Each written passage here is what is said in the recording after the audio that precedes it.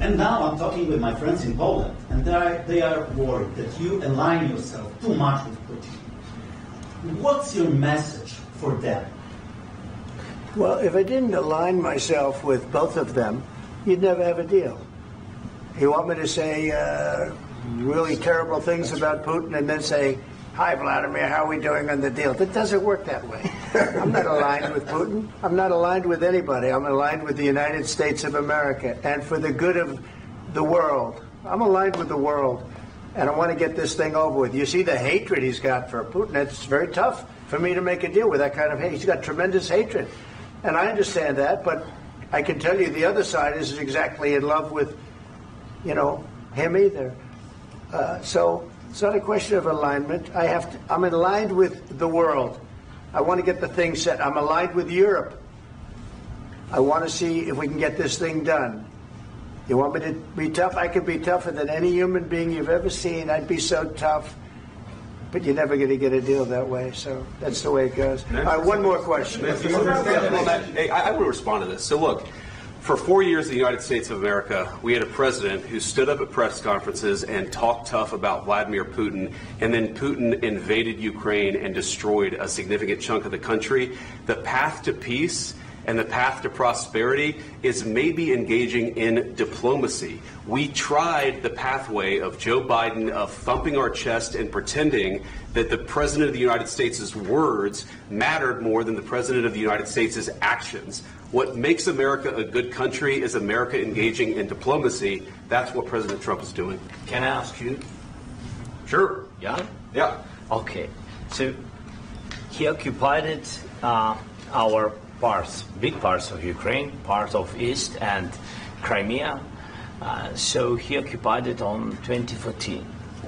So during a lot of years, so I'm not speaking about just Biden, but those time was Obama, then President Obama, then President Trump, then President Biden, now President Trump, and God bless, now President Trump will stop him. But during 2014, nobody stopped him. He just occupied and took. He killed people. You know what the contact 2015. 2014 and 2014. 2014. Yeah. So I was not here. Yeah, but that's exactly right. Yes, but during 2014 till 2022, the situation the same. The people have been dying on the contact line. Nobody stopped him. You know that we had conversations with him, a lot of conversation, my bilateral conversation, and we signed with him, me, like a new president. In 2019, I signed with him the deal. I signed with him, Macron and Merkel, we signed ceasefire. Ceasefire. All of them told me that he will never go. We signed with him with gas contract. Gas contract. Yes, but after that, he broken this ceasefire. He killed our people and he didn't exchange prisoners. We signed the exchange of prisoners, but he didn't do it. What kind of diplomacy, JD, you are speaking about? What do you mean? I'm talking about the kind of diplomacy that's going to end the destruction of your country. Yes, but if you Mr. President, with respect, I think it's disrespectful for you to come into the Oval Office and try to litigate this in front of the American media. Right now, you guys are going around and forcing conscripts to the front lines because you have manpower problems. You should be thanking the President for trying to bring it into this conflict. Have you ever been to Ukraine? That you say what problems we have? I have been to. Come once. I've actually watched and seen the stories, and I know what happens is you bring them on a propaganda tour, Mr. President. Do you disagree that you've had problems bringing people into your military? And do you think that it's respectful to come to the Oval Office of the United States of America and attack the administration that is trying to prevent the destruction of your country? A lot of questions. Let's start from the beginning. Sure. First of all, during the war, everybody has problems, even you, but you have nice ocean and don't feel now, but you will feel it in the future. God bless. You don't know that. God bless. God bless. You will not have a war. Don't tell us what we're going to feel. We're trying to solve a problem. Don't tell us what we're going to feel. I'm not telling you. Because you're in no position to dictate that. That's exactly what you're doing. You're in no position to dictate what we're going to feel. We're going to feel very good. You will feel influence. We're going to feel very good and very strong. You will feel influence. You're right now not in a very good position. You've allowed yourself to be in a very bad position, and he happens to be right about it. From the very beginning of the war. You're not in a good position. You don't have the cards right now. With us, you start having not cards. Playing cards. Right now, you don't. You're playing cards. Mr. President. You're playing cards. Serious. You're gambling with the lives of millions of people. You're gambling with World War III. You're gambling with World War III. And what you're doing is very disrespectful to the country, this country. That's backed you far more than a lot of people said they should have. Have you said thank you once? This entire meeting? No, in this entire meeting, have you said thank you? You went to Pennsylvania and campaigned for the opposition in October. Offer some words of appreciation for the United States of America and the president who's trying to save your country.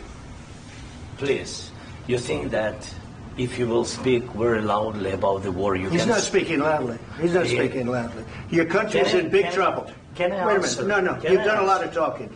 Your country is in big trouble. I know. You're not winning. You're not winning this.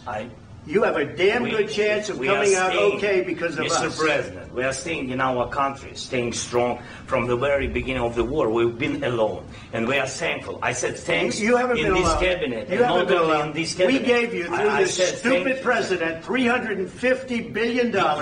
We gave you military equipment, and your men are brave, but they had to use our military. If you didn't have our